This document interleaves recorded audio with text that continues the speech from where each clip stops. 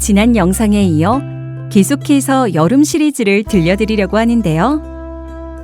여름하면 바닷가라서 지난 영상에서는 부산 송도해수욕장에 얽힌 전설을 소개해드렸습니다. 여름에는 바닷가도 많이 가지만 계곡도 많이 가잖아요. 그래서 여러분들께 소개해드릴 계곡과 관련된 전설이 없나 찾아보았습니다. 오늘은 부산 화명동에 위치한 애기소에 얽혀있는 전설을 소개해드릴게요.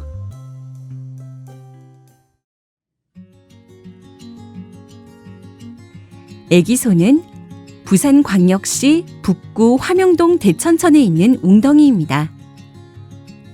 어떻게 하다가 애기소라는 이름이 붙었을까요? 아주 먼 옛날 애기소가 있는 아랫마을에 한 젊은 부부가 살고 있었습니다. 결혼한 지 수년이 지났고 아기를 갖길 원했지만 이들 부부에게는 아이가 생기지 않았다고 합니다. 고민을 하다 부인은 천지신명께 100일 기도를 드리기로 했습니다. 서방님, 아무래도 제가 정성을 들여야겠어요. 제가 100일 기도를 해보겠습니다.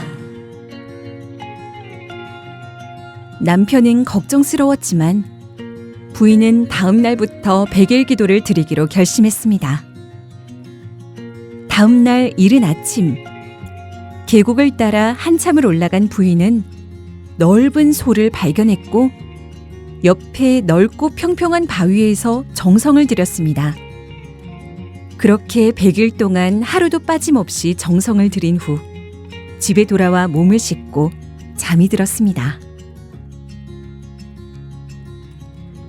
부인이 한참을 자고 있는데 꿈에 선녀가 나타나 이렇게 말하였습니다.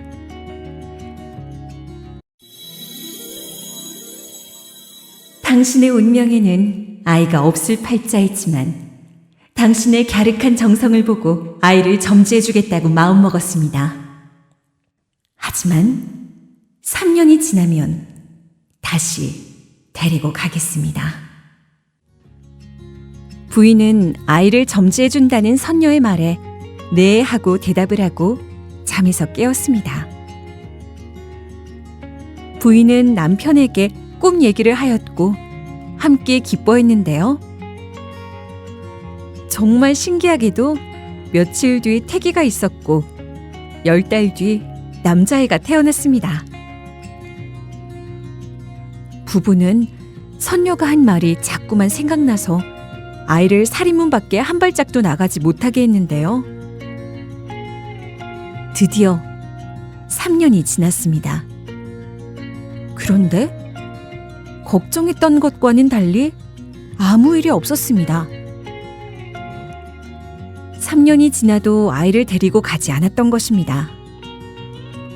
그래서 부인은 3년이 지난 다음 날 아이를 데리고 선녀에게 고마움을 표하기 위해 정성을 들였던 곳에 다시 찾아갔습니다. 바위에 도착한 부인은 아이 손을 잠시 놓고 소 주변 풍광에 취해 둘러보고 있었습니다. 그러다 문득 아이 생각이 나 아이 쪽을 바라보았는데 이게 어찌 된 일이죠? 아이가 감쪽같이 사라졌습니다. 뒤따라온 남편은 정신을 놓고 울고 있는 부인을 달랬습니다. 바로 그때 선녀가 나타나서 이렇게 말하는 게 아니겠어요? 매일 밤 이곳에 오면 나와 아이가 이곳에서 목욕을 하고 있을 것입니다.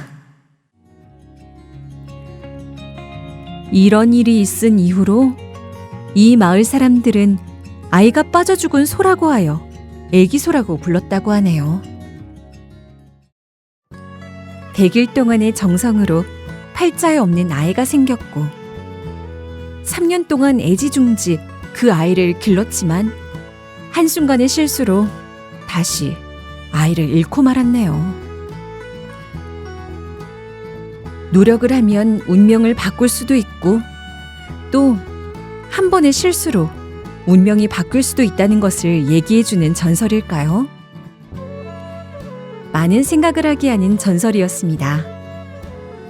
이 전설 속에는 선녀가 나타날 만큼 계곡이 아름답다는 지역 주민들의 자부심도 녹아있다고 하네요.